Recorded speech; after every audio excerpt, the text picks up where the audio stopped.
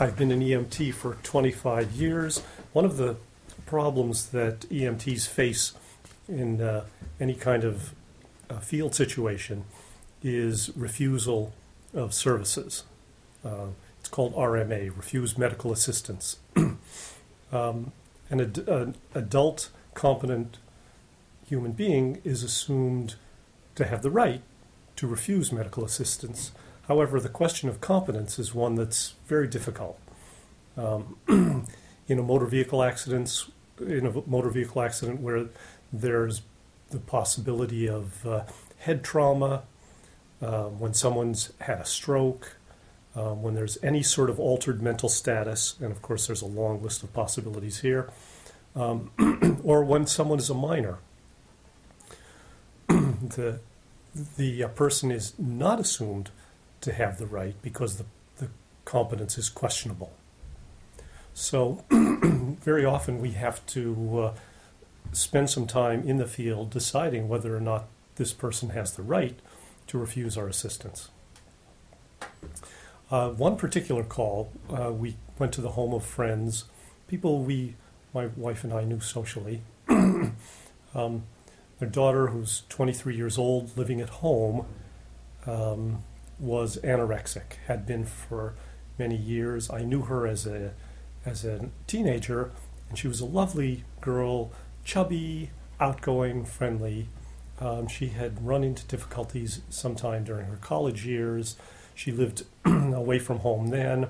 She had her own apartment, but she at this point was down to about, I would guess, 80 pounds, 5'5", 5'6".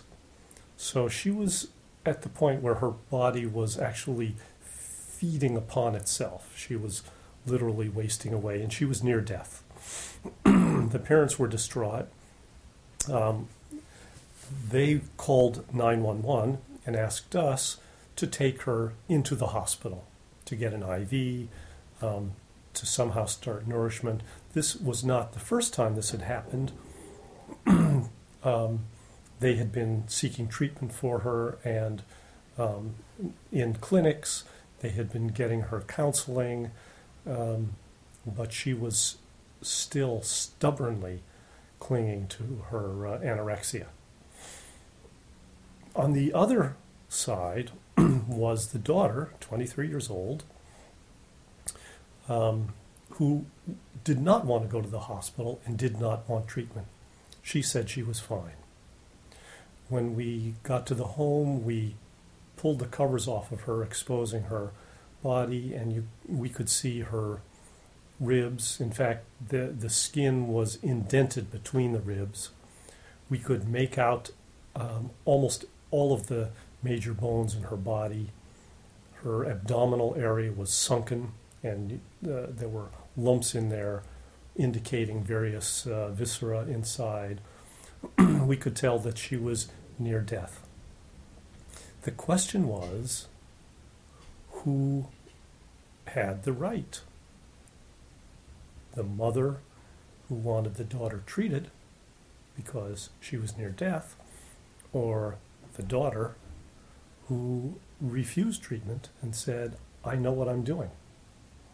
In the end, we sided with the mother, thinking that we were erring on the side of treating too much, treating it more seriously rather than too seriously. Took her to the hospital. She was not a cooperative patient, and I know, because I know the family, that some months later she died from anorexia. This was the most difficult situation I had ever been in as an EMT, because the person wanted to have the right to die, and we were essentially trying to overrule that. I think we did the right thing, but she was very angry with us for doing it.